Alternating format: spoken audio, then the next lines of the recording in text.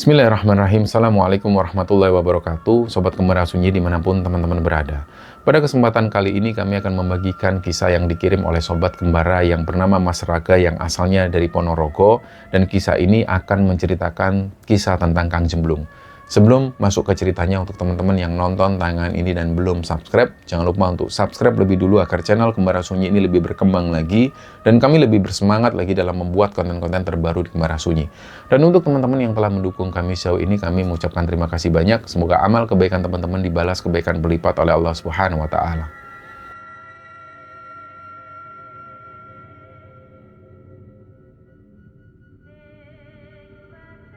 Ya, cerita di episode kali ini spesial teman-teman. Ya, seperti yang teman-teman lihat di thumbnail, di episode ini kita akan menceritakan kisah tentang Kang Jemblung. Pasti teman-teman sudah banyak yang nunggu kisah Kang Jemblung yang lain, termasuk di episode kali ini. Untuk teman-teman yang akhir-akhir ini menanyakan merchandise Kembara Sunyi, jadi mulai hari ini kami sudah mulai buka PO lagi. Jadi untuk teman-teman yang pengen punya merchandise Kembara Sunyi, bisa langsung pesen di nomor yang ada di bawah ini. Nah, jadi untuk mengembalikan ingatan teman-teman, di episode kali ini kisah Kang Jemblung itu dari awal itu dibagikan oleh Mas Raga. Mas Raga ini asalnya dari Ponorogo, Jawa Timur. Dan alasan Mas Raga menceritakan kisah Kang Jemblung ini karena Kang Jemblung nggak bisa ngetik ceritanya sendiri dan nggak bisa mengirimkan email. Jadi Kang Jemblung itu selalu minta bantuan Mas Raga supaya cerita beliau ini bisa dikirimkan ke Kembara Sunyi dan pada akhirnya bisa kita nikmati bersama kisahnya. Nah, ketika beberapa cerita Kang Jemblung tayang di channel Kembara Sunyi itu, alhamdulillah sambutan dari teman-teman Sobat Kembara itu bagus sekali karena kita tahu cerita Kang Jemblung itu selalu horor, serem juga, dan yang pasti selalu ada momen lucunya dan selalu bikin kita ngakak. Terus ketika Mas Raga dan Kang Jemblung ngeliat komentar-komentar teman-teman sekalian, Sobat Kembara semua di video Kang Jemblung waktu di episode ritual bayi bajang itu, ternyata di situ banyak banget Sobat Kembara ini yang minta cerita pengalaman Kang Jemblung dilanjutkan. Nah, Mas Raga dan Kang Jemblung ini juga nggak menyangka, ternyata banyak juga Sobat Kembara atau teman-teman ini yang ngefans dengan Kang Jemblung. Mas Raga dan Kang Jemblung mengucapkan terima kasih setulus-tulusnya untuk semua Sobat Kembara yang sudah meluangkan waktunya untuk ngasih komentar. Bahkan Mas Raga sempat baca, jadi ada salah satu komentar yang unik menurut Mas Raga. Komentarnya itu kira-kira seperti ini. Jadi dia komen, kalau cerita Kang Jemblung nggak dilanjutkan, ini kita semua mau protes Mas, mau mendatangin studio Kembara Sunyi rame-rame. Nah, ada juga yang komentar, mereka ini minta supaya Kang Jemblung dihadirkan ke studio Kembara Sunyi. Dia bilang untuk semua akomodasi atau biaya mereka siap menanggung. Nah, sebenarnya masalahnya bukan di situ teman-teman. Jadi kami pasti akan sangat senang sekali kalau Kang Jemblung bisa datang ke sini dan cerita langsung kepada kalian semua. Tapi jujur, pengakuan dari Mas Raga sendiri, sebenarnya Mas Raga itu cuma sekedar mengabadikan kisah perjalanan Kang Jemblung lewat cerita di Kembara Sunyi, dan beliau nggak berharap lebih. Mas Raga dan Mas Jemblung ini juga nggak berharap nantinya bisa terkenal lah atau diundang di mana-mana. Mereka nggak berharap seperti itu. Beliau berdua ini mengharapkan ketika mereka mengirimkan cerita ini ya supaya kisah Kang Jemblung itu bisa diabadikan dengan narasi dan juga alur cerita yang baik oleh Kembara Sunyi. Soalnya kalau Kang Jemblung disuruh cerita, pengakuan dari Mas Raga ini jujur, beliau itu nggak bisa. Dan menurut pengakuan Mas Raga sendiri, Kang Jemblung itu kalau cerita itu selalu nggak utuh. Karena kan ya orangnya seperti itu. Kalau cerita itu kebanyakan lucunya. Kebanyakan selalu diselingi ngakak-ngakak yang seperti itu. Dan ngomongnya juga sepotong-sepotong. Belum lagi kalau ditanya ini, jawabnya ngalor ngidul sambil cengingisan. Jadi kalau bisa dibayangkan, Mas Raga sama Kang Jemblung ini semacam podcast offline lah. Jadi Mas Raga harus tanya ke Kang Jemblung secara detail supaya alur ceritanya itu jelas. Barulah ketika semua utuh, Mas Raga menceritakannya di email dan mengirimkannya kepada kami. Nah, dengan adanya kisah Kang Jemblung di Kembara Sunyi, Kang Jemblung nggak perlu cerita lagi. Jadi beliau cukup buka YouTube Kembara Sunyi, terus dia play, ya beres, dia bisa menikmati cerita itu. Dan satu lagi, ini bagian serunya. Jadi banyak banget komentar dari subscriber lama terutama Mereka itu sampai heran, kok baru kali ini ngelihat Mas Itang dan tim itu ketawa pas bawain cerita dari Mas Cemblung, terutama yang pernah ada cuplikan kami ketawa di akhir video itu.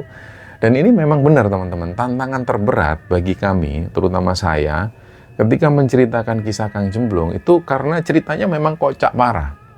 Dan semoga nanti nggak ada yang membuat kami ketawa ya. Dan ini yang membuat saya berulang kali harus cut karena nggak kuat ketika menceritakan itu selalu nahan tawa. Dan akhirnya tim editor waktu itu merasa perlu untuk menampilkan bagian di mana waktu itu kami satu studio ketawa ngakak karena nggak kuat untuk nahan ketawa. Jadi sebelum masuk ke cerita, kami ngasih gambaran dulu ke teman-teman bahwa kisah Kang Cemblung kali ini mungkin nggak seserem atau nggak sehoror kisah-kisah yang sebelumnya. Ini pengakuan dari Mas Raga sendiri. Tapi dari cerita kali ini kita bisa mungkin mendapatkan tambahan pengetahuan tentang sejarah bangsa kita pada era kerajaan masa lalu. Atau ya seenggak-enggaknya kita bisa mendapatkan pesan moral dari kisah Kang Cemblung kali ini. Cerita ini masih nyambung dari permasalahan awal sampai pada akhirnya Kang Cemblung melakukan perjalanan untuk mencari uang instan atau uang gaib itu. Dan inti permasalahannya Kang Cemblung melakukan semua ini karena dia ini kan dimintai pertanggungjawaban dari para investor yang uangnya dibawa oleh teman bisnisnya Kang Cemblung. Dan teman bisnisnya itu meninggal dunia.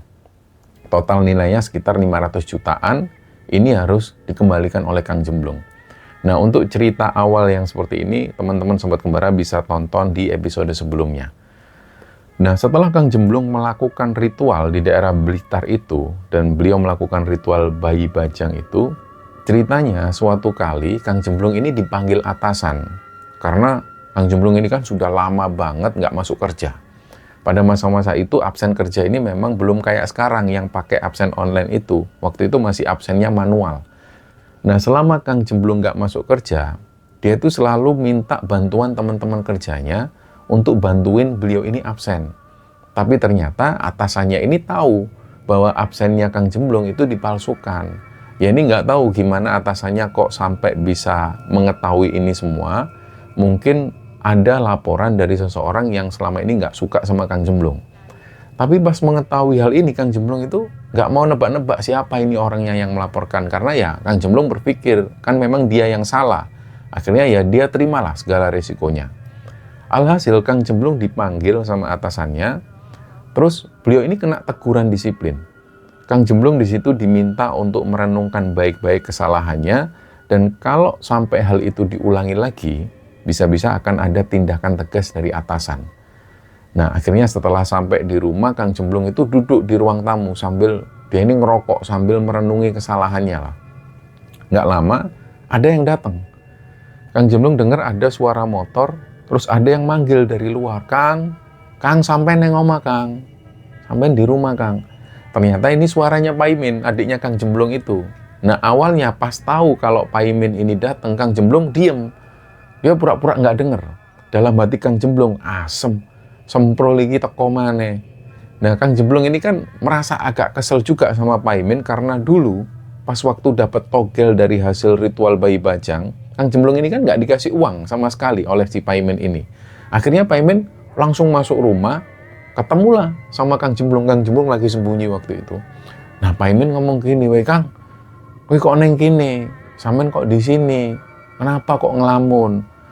Katanya sampean dipecat yo Kang." Nah, Kang Cemblung cuma jawab, "Dipecat gondolmu kae men ngawur." Terus Paimin tanya lagi, "Ya, tak kira gitu Kang. Sampean kan sudah lama nggak masuk kerja. Terus ngapain sampean kok sembunyi di sini ngelamun sendirian di sini?" Kang Cemblung jawab di situ, "Yo aku ini lagi kepikiran, men. Aku ini mau cari tempat yang jos untuk ritual. Ya kamu tahu lah, aku ini kan masih butuh uang buat nambali kekurangan utangku itu." Nah, Kang Cemblung sendiri dalam posisi yang sudah seperti itu, waktu itu memang dia ini bukannya merenungi kesalahan, tapi malah merenungi ini gimana caranya untuk bisa mendapatkan uang gaib dengan cepat.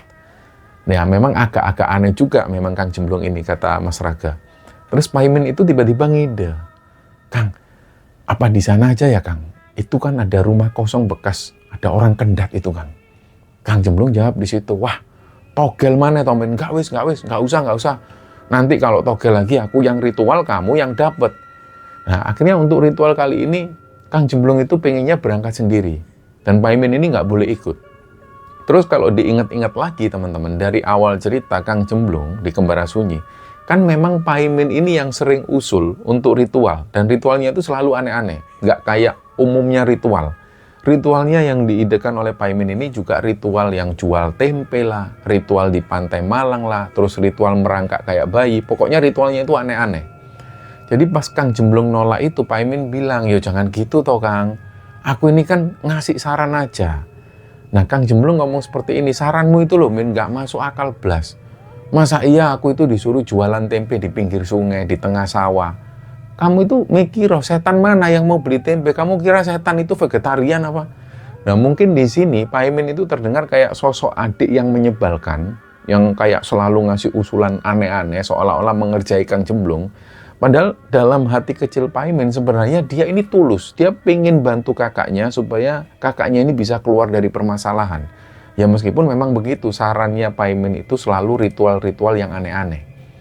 Nah, singkatnya, beberapa hari kemudian, tanpa ngabari Pak Imin itu, Kang Jemblung pergi ke Madiun. Dia ke Madiun itu ke rumah Pak Leknya, kita sebut saja nama Pak Leknya ini Pak Lekdi. Nah, Pak Lekdi ini adalah suami dari adik ibunya Kang Jemblung. Jadi ibunya Kang Jemblung punya adik perempuan, terus menikah sama Pak Lekdi ini. Dan sekaligus yang menempati rumah Prabon keluarga besarnya Kang Jemblung yang ada di Madiun itu adalah Pak Lekdi ini. Akhirnya di situ Kang Jemblung berangkat dari Ponorogo ke Madiun itu naik motor, siang-siang panas-panas sekitar jam 2-an.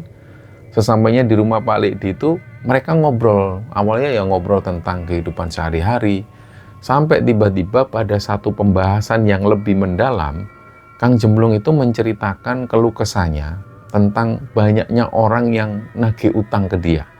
Pokoknya waktu itu Pak Lekdi ini sempat tanya ke Kang Jemblung, "Gimana Blung, urusanmu sudah beres semua Tamblung?" Nah, Kang Jemblung jawab, "Beres apanya Pak Lek, malah nggak karu-karuan gini. Lah sampean kan sudah tahu rumahku ikut kejual, motor juga ikut kejual." Pak Lekdi ini ngomong akhirnya, "Sudah, nanti malam kamu ikut aku ke Punden Blung." Waktu itu Kang Jemblung belum tahu ini yang dimaksud Punden oleh Pak Lekdi ini tempat apa. Nah, malam harinya sekitar jam 9 itu mereka berangkat menuju ke Punden tersebut. Dari lokasi rumah Pak Lekdi menuju ke Punden itu sekitar 15 kiloan. Jadi itu melewati perkampungan dan tempatnya lokasi Punden ini itu masih masuk di wilayah lereng Gunung Wilis. Jadi timurnya Punden ini sudah hutan. Bangunan terakhir dari desa itu ya Punden ini. Jadi di Punden itu mereka akhirnya menemui seorang kuncen yang rumahnya nggak jauh dari Punden tersebut. Kita sebut saja nama kuncen ini Mbah Kuncen. Sebelum berangkat ke sana, Pak Lekdi ini sudah menghubungi Mbah Kuncen ini lebih dulu. Akhirnya setelah ketemu, mereka pun ngobrol dengan akrab. Dan perlu diketahui bahwa Pak Lekdi ini asalnya memang berasal dari desa tersebut. Nah, Pak Lekdi menjelaskan ke Mbah Kuncen ini, "Ini loh Mbah, ini ponakanku ini lagi ada masalah." Terus Pak Lekdi ini bilang, "Sudah toh Mbah, biar dia ritual di sini, barangkali ada hasil." Nah, Mbah Kuncennya ini ngomong kayak gini, "Ya wes, kalau gitu ya malam ini kamu jangan pulang, kamu wiritan di sini." Ngomong ke Kang Jemblung seperti itu. Tapi Mbah Kuncen ini bilang, "Kamu minta petunjuknya sama yang Maha Kuasa, jangan sama yang lain-lain." Nah, karena Kang Jemblung ini sudah punya pengalaman kemarin-kemarin, dia melewati ritual apapun dan pakai tumbal dan segala macam, Kang Jemblung tanya akhirnya soal tumbal. "Mbah, ngapunten Mbah, ini ada tumbalnya apa enggak ya Mbah?" Terus Mbah Kuncen itu malah jawab kayak gini, "Tumbal apa? Enggak ada tumbal-tumbalan di sini. Tujuanmu di sini ini jangan sampai keliru loh ya." Pak Lekdi akhirnya ikut jawab di situ, "Sudah belum, nggak usah khawatir. Pak Lek ini kan asli orang sini, sudah nggak usah khawatir, kamu ikuti aja apa kata Mbah Kuncen." Langsunglah di situ Kang Jemblung ini komat kamit sendiri. Komat kamit, demit orang dulit, setan orang doyan, pokoknya komat kamit seperti itu. Karena saking takutnya. Nah, malam pertama Kang Jemblung itu ditemani Mbah Kuncen dan juga ditemani Pak Lekdi sambil diceritakan juga tentang histori Punden tersebut. Jadi Punden ini tuh namanya Punden Lambang Kuning. Lambang Kuning sendiri itu sebenarnya nama sesosok gadis yang selama ini oleh masyarakat setempat itu disebut dengan nama Nyai Lambang Kuning. Beliau masih keturunan keluarga dari kerajaan Kahuripan di masa-masa Prabu Airlangga antara tahun 1009 sampai 1042 Masehi. Dan beliau ini adalah korban dari geger Nyai Calon Arang. Sehingga waktu itu beliau melarikan diri, dan dalam pelariannya ini Nyai Lambang Kuning itu membabat sebuah hutan belantara, atau istilahnya itu babat alas, terus kemudian dijadikan tempat tinggalnya. Yang kemudian seiring berkembangnya zaman, ini menjadi sebuah desa. Nah, area Punden Lambang Kuning ini terbagi menjadi 2 halaman. Di halaman pertama itu cuma terdapat sebuah pendopo, yang pendopo ini digunakan untuk keperluan ritual bersih-bersih desa. Sedangkan gapura berbentuk padurokso itu menjadi pintu masuk ke halaman kedua. Di halaman kedua ini terdapat kumpulan benda bersejarah yang dijadikan satu di sebuah rumah kecil. Nah, singkatnya setelah itu Kang Jemblung ini disuruh untuk wiritan di area Punden itu, sedangkan Mbah Kuncen dan Pak Likdi itu ngobrol berdua, agak menjauh tapi masih di area Punden itu. Malam pertama ini nggak terjadi apa-apa, nggak ada hal mistis atau nggak ada penampakan apapun. Pagi harinya Kang Jemblung nyamperi Pak Lik. Pak Likdi ini disamperin terus dia ngomong, "Pak Lik, ini sudah waktunya sarapan Pak Lik, wis jam yame ini gitu, sudah jam segini," kata Kang Jemblung. Pak Likdi ini agak sebel juga sama Kang Jemblung. Maksudnya ini anak kok pikirannya makan terus. Akhirnya Pak Likdi itu bilang, "Kowe iku lho lagi tirakat inyik-inyik wis sambat luwe. Wong tirakat iki kudune ya betah luwe, betah melek." Artinya kira-kira, kamu itu lho Blung, kamu ini lagi tirakat kok sedikit-sedikit sudah ngeluh lapar-lapar. Harusnya yang lagi tirakat seperti ini tuh ya kamu bisa nahan lapar, bisa nahan ngantuk juga. Terus Kang Jemblung jawab, "Lah memang sudah lapar loh Lik, ya waktunya sarapan toh Pak Lik. Kalau nanti aku pingsan memangnya mau gotong saya." Terus Mbak Kuncen ngomong, udah, yuk jalan ke sana, di sana ada warung pecel. Udah ke sana aja. Akhirnya mereka bertiga menuju ke warung sego pecel yang letaknya nggak jauh dari Punden itu. Warung ini sederhana, layaknya warung yang ada di desa-desa, dan kebetulan di situ juga ada beberapa orang dan ada beberapa petani-petani juga yang lagi sarapan nasi pecel. Terus di situ mereka saling tegur sapa. Pak Likdi memang kenal dengan beberapa orang yang ada di situ karena dulunya Pak Likdi kan memang berasal dari desa itu. Nah, di warung itu Mbak Kuncen menjelaskan lagi ke Kang Jemblung, Blung, nanti kalau tirakatnya masih kurang, lanjutkan di malam berikutnya sampai kamu menemukan petunjuk. Jadi tirakatnya ini cuma malam aja, siangnya ya kamu beraktivitas kayak biasa aja. Setelah sarapan akhirnya mereka bertiga ini pulang ke rumah masing-masing. Ya Kang Jemblung pulang ke rumah Pak Likdi. Malam berikutnya Kang Jemblung balik lagi ke Punden Nyai Lambang Kuning itu ditemani Pak Likdi juga, dan mereka berangkat sekitar jam 8 malam. Yo, sesampainya di Punden, Mbah Kuncen datang lagi. Beliau ngasih beberapa doa atau beberapa wirid yang harus diamalkan oleh Kang Jemblung. Nah, doa atau wirid ini itu diamalkan harus lintas waktu. Artinya sebelum jam 12 malam sampai lewat jam 12 malam. Wiridnya harus seperti itu. Ya, jam 11 pun juga boleh. Di sela-sela penjelasan dari Mbah Kuncen ini, Kang Jemblung itu tanya, Mbah, kalau seumpama nanti aku ngantuk gimana Mbah? Pak Likdi jawab di situ, ya namanya orang tirakat itu ya harusnya kuat nahan ngantuk dan kuat nahan lapar toh Blung. Dan Mbah Kuncen bilang, ya udah ndak apa-apa wis, boleh tidur, tapi setelah lewat jam 12 malam. Dan kamu jangan pergi sebelum matahari benar-benar terbit. Nah terus kata Kang Jemblung, waduh, yang ini ki tirakat sing cocok Pak Lik, luwe isok mangan, ngantuk oleh turu. Maksudnya Kang Jemblung, ini tirakat yang bagus. Kalau ngantuk boleh tidur, kalau lapar boleh makan. Ini gue banget ini, kata Kang Jemblung seperti itu. Nah kira-kira sekitar jam 11 malam, Kang Jemblung mulai wiritan di situ, dan Pak Likdi ini posisinya agak menepi di area Punden itu. Pagi harinya mereka bertiga menuju ke warung nasi pecel itu lagi. Warung yang sama, kayak kemarin. Dan siangnya mereka melakukan aktivitas kayak biasa, dan malam-malam selanjutnya Kang Jemblung melakukan yang seperti ini, atau tirakat yang seperti ini itu dilakukan sampai malam ke-7. Terus di malam ke-7 ini ada kejadian. Waktu itu pas Kang Jemblung lagi wiritan ceritanya, sekitar jam 1 dini hari, Kang Jemblung di situ ngelihat ada sosok perempuan yang datang. Perempuan ini muncul, tapi dia tuh pakai kostum kemben. Kembennya kombinasi warna kuning dan dia pakai selendang warna hijau. Persis kayak perempuan keraton lah. Dan wajahnya cantik juga. Dia ini, si perempuan itu tuh jalan tanpa alas kaki di sekitar Kang Jemblung. Sambil dia itu membawa kayak sebuah kendil. Kang Jemblung juga nggak tahu isi kendil itu apa, dan si perempuan ini siapa Kang Jemblung nggak tahu. Awalnya pas Kang Jemblung lihat, memang nggak ada yang aneh dari sosok perempuan itu.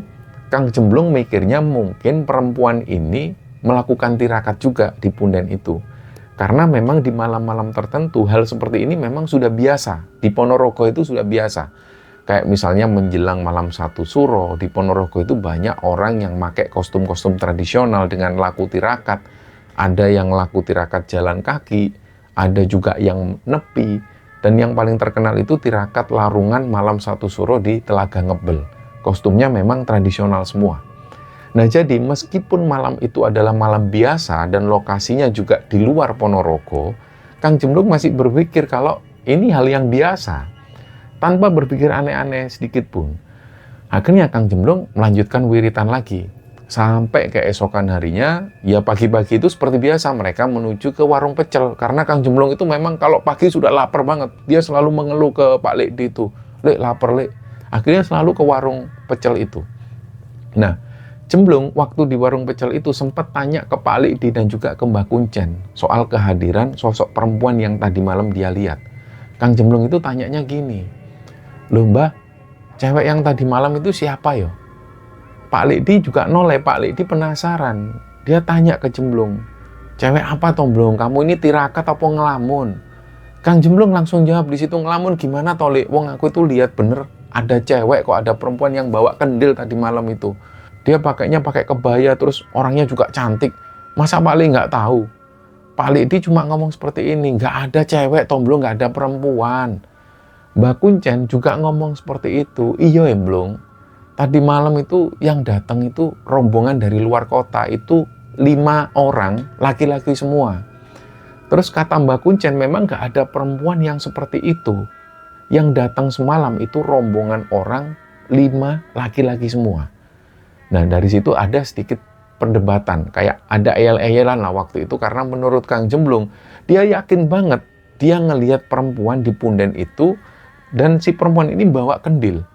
Sedangkan Pak Lekdi dan juga Mbah Kuncen ini nggak melihat di situ ada perempuan. Kebetulan memang tadi malam ada rombongan 5 orang dari luar kota.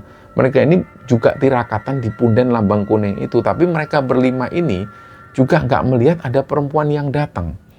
Akhirnya Mbah Kuncen memaknai hal itu sebagai petunjuk yang baik. Kang Jemblung disuruh untuk melanjutkan tirakatnya lagi. Tapi untuk malam-malam selanjutnya, Kang Jemblung ini harus sendirian. Nggak boleh ditemani Pak Lekdi atau Mbah Kuncen. Nah, di malam-malam selanjutnya itu Kang Jemblung tirakat sendiri tanpa ditemani Pak Lekdi maupun Mbah Kuncen. Tapi setiap pagi Kang Jemblung selalu ke rumah Mbah Kuncen, selalu ngajak sarapan ke warung sego pecel biasanya itu. Nah, seperti punden-punden pada umumnya, kadang di punden itu ada orang yang berziarah atau tirakat di malam hari. Kadang Kang Jemblung sendirian di situ, kadang juga ada 3 orang, ada 1 orang yang ada di situ, kadang juga sepi. Mereka kebanyakan datangnya dari luar kota. Nah, singkat cerita, setiap malam Kang Jemblung melakukan tirakat itu sendirian, dan genap hari ke-20 pada saat Kang Jemblung melakukan tirakat di punden itu. Waktu itu, di malam itu, nggak tahu berapa lama Kang Jemblung ini memejamkan mata, terus tiba-tiba Kang Jemblung itu berada di sebuah perkampungan. Jadi yang dilihat Kang Jemblung, perkampungan ini, rumah-rumahnya itu terbuat dari kayu semua. Dan orang-orang di desa itu ya biasa saja, ya ada laki-laki, ada perempuan, ada orang-orang tua, dan ada anak-anak kecil juga. Dan pakaiannya, kalau yang perempuan itu pakai kemben. Dan yang laki-laki ini ada yang cuma pakai celana pendek, ada yang pakai baju hitam kayak penadon. Penadon itu pakaian atasan tradisional khas Ponorogo yang biasa dipakai oleh para warok itu. Terus di situ Kang Jemblung ini ngeliat ada beberapa orang yang pakai ikat kepala, dan wajah-wajah dari penduduk desa ini juga biasa juga. Kegiatan di desa itu dalam penglihatan Kang Jemblung itu mirip kayak di film-film zaman kerajaan. Di situ mereka beraktivitas seperti biasa, ada yang jemur pakaian, ada tukang yang bangun rumah dari kayu, terus ada yang jual beli di situ, ada yang bikin sesuatu dari bambu. Pokoknya rame banget kegiatan di desa itu. Dan di situ nggak ada yang aneh lah menurut Kang Jemblung. Justru malah Kang Jemblung ini merasa kalau dia itu bagian dari penduduk desa. Jadi yang dirasakan Kang Jemblung seperti itu. Dia merasa kalau ya dia tinggal di situ. Nah, jadi pas Kang Jemblung jalan-jalan di desa itu, dia bertegur sapa dengan warga yang ada di sana. Kayak sudah kenal lama. Dan sapaan setiap warga itu selalu ramah ke Kang Jemblung. Ya Kang Jemblung itu kayak sudah kenal, Pak De, monggo Pak De. Mbah, permisi Mbah. Nah, pas waktu Kang Jemblung melewati sebuah pendopo, barulah di situ dia ngelihat banyak orang yang kumpul. Mirip kayak rapat-rapat para pejabat lah. Di situ ada kayak seorang pemimpin yang duduk di sebuah kursi, terus dikelilingi oleh para punggawa. Nah, di situ Kang Jemblung nggak tahu mereka ini siapa. Terus sosok pemimpin itu siapa, Kang Jemblung nggak kenal. Terus ada banyak orang yang duduk memperhatikan sosok pemimpin yang berwibawa itu lagi ngomong. Tapi Kang Jemblung nggak mendengar jelas apa yang dibicarakan karena jaraknya memang agak jauh. Nah, Kang Jemblung jalan lagi. Nggak jauh dari pendopo itu ada sebuah bangunan. Bangunan ini agak berbeda dengan bangunan rumah-rumah yang ada di sekitarnya. Bangunan itu terlihat lebih kokoh. Ketika Kang Jemblung mau masuk ke bangunan itu, dia melihat ada sebuah papan. Papan itu tertempel di atas pintu masuk. Tulisannya itu aksara Jawa kuno. Nah, kebetulan Kang Jemblung ini memang bisa baca aksara Jawa. Dari dulu memang dia sudah bisa baca aksara Jawa. Di situ tertulis Arsagara Kahuripan. Yang artinya kalau secara filosofis ini adalah ruang untuk menimba ilmu. Ya kalau zaman-zaman sekarang mungkin ini kayak perpustakaan gitulah. Masuklah Kang Jemblung di tempat itu karena dia tertarik. Dia melihat di situ banyak banget tumpukan-tumpukan anyaman bambu yang ditumpuk di lemari atau rak. Awalnya Kang Jemblung berpikir ini apa rumah produksi atau semacamnya, kok banyak banget lembaran anyaman bambu yang ditumpuk-tumpuk di situ. Tapi ketika Kang Jemblung ngambil salah satu benda dan membuka benda itu, dia kaget. Ternyata ini bukan lembaran anyaman bambu biasa. Ini sebuah tulisan-tulisan kuno yang ditulis di lembaran daun lontar. Jadi memang ini kuno banget. Jadi kalau zaman sekarang, ini kayak buku arsip penting. Benda-benda itu diletakkan lagi sama Kang Jemblung ke tempat semula, dan Kang Jemblung ngeliat-liat lagi. Nah terus pas Kang Jemblung ngeliat-liat daun lontar itu, ada satu kalimat yang membuat Kang Jemblung ini kaget. Jadi dia ambil berkas itu dan baca kalimat pertama dalam aksara Jawa kuno. Tulisannya itu kira-kira Kakawin Arjuna Wiwaha. Nah, Kang Jemblung mikir di situ, ini kok kayak pernah ngelihat judul buku yang kayak gini, tapi di mana? Kang Jemblung lupa, total lupa dia, sama sekali nggak ingat. Tapi dia yakin dia pernah baca sampul dengan tulisan yang sama. Kang Jemblung mondar-mandir di sekitar tumpukan arsip itu sambil dia mengingat-ingat, di mana ya aku pernah ngelihat buku dengan judul yang sama kayak gini. Akhirnya Kang Jemblung ngomong dalam hati, udahlah nggak penting, yang penting aku baca aja isinya sekarang. Setelah itu dia baca tulisan itu, dan tulisan inilah yang membuat Kang Jemblung itu benar-benar langsung kaku. Bahkan waktu itu untuk nafas pun kayak susah. Tulisannya itu adalah ambek sang pramarto pandito huwus limpat saking sunyoto, tan saking wisoyo prayojono niro luwir seranggahing logiko. Nah seketika itu nafas Kang Jemblung itu jadi berat banget. Kayak dia ini baca mantra, detak jantungnya pun akhirnya langsung berdetak cepat, dan badannya itu gemetaran.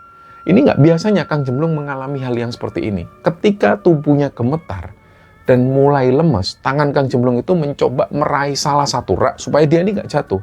Tapi di saat yang bersamaan, sikut Kang Jemblung ini nyenggol salah satu tumpukan arsip itu dan akhirnya jatuh. Buak, jatuh semua. Tiba-tiba dari luar ada suara, "Weh, sopo weh? Sopo kae? Sopo iku?" Suaranya itu tegas dan keras. Kang Jemblung yang waktu itu kondisinya sudah lemes, dia nggak bisa ngomong apapun. Dan beberapa detik kemudian sudah ada 2 orang yang berdiri mengelilingi Kang Jemblung. Mereka semua itu membawa senjata kayak pedang. Terus akhirnya Kang Jemblung dibawa oleh 2 orang ini menuju ke pendopo. Meskipun badan Kang Jemblung itu lemas, tapi dia masih dalam kondisi sadar dan masih bisa melihat. Nah, dalam perjalanan ke pendopo itu anehnya Kang Jemblung ini yang badannya besar itu, dia ini bisa dibawa dengan mudah oleh 2 orang yang kostumnya kayak penjaga kerajaan itu. Bahkan Kang Jemblung ini bisa ngelihat kakinya itu sempat menyentuh tanah, tapi kayak mereka ini nggak nginjak tanah sama sekali. Jadi dia itu dipapa, Kang Jemblung ini dipapa, dia itu keseret tapi dia nggak merasakan kayak ada gesekan tanah. Menurut Kang Jemblung ini benar-benar aneh. Jadi Kang Jemblung itu akhirnya dibawa ke pendopo dan dilihatin banyak orang di situ. Ya orang-orang yang tadi kayak rapat di pendopo itu ngelihat semua ke arah Kang Jemblung. Tapi 2 orang penjaga yang bawa Kang Jemblung itu berhenti di teras pendopo. Kang Jemblung disuruh duduk di lantai situ.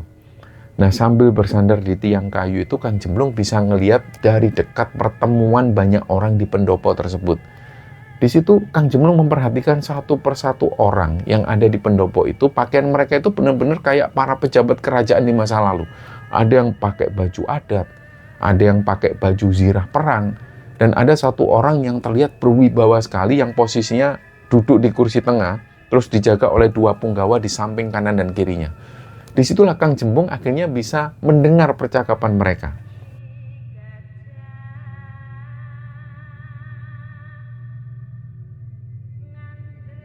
Kang Jemblung boleh milih salah satu kendil untuk dibawa pulang. Kang Jemblung ngelihat kendil pertama, ternyata kendil pertama itu isinya koin emas penuh 1 kendil. Kang Jemblung di situ ekspresinya langsung sumringah. Di situ wajah Kang Jemblung jadi lebih sumringah lagi karena dia merasa bisa dapat istri cantik. Terus saking senengnya Kang Jemblung bisa membawa pulang perempuan ini, Kang Jemblung ini ketawa-ketawa sendiri. Dalam hati Kang Jemblung, yes, kawin maneh, kawin maneh. Dia takut kalau dia nggak bisa ngelihat apapun. Karena memang gelap waktu itu. Kang Jemblung agak panik. Mana men, ini gelap semua men, aku nggak bisa ngelihat apa-apa men. Ya Allah Gusti, aku buta men, aku buta. Kang Jemblung ini mikirnya sudah aneh-aneh. Jangan-jangan dia itu kena kutukan setelah dia masuk ke alam lain tadi.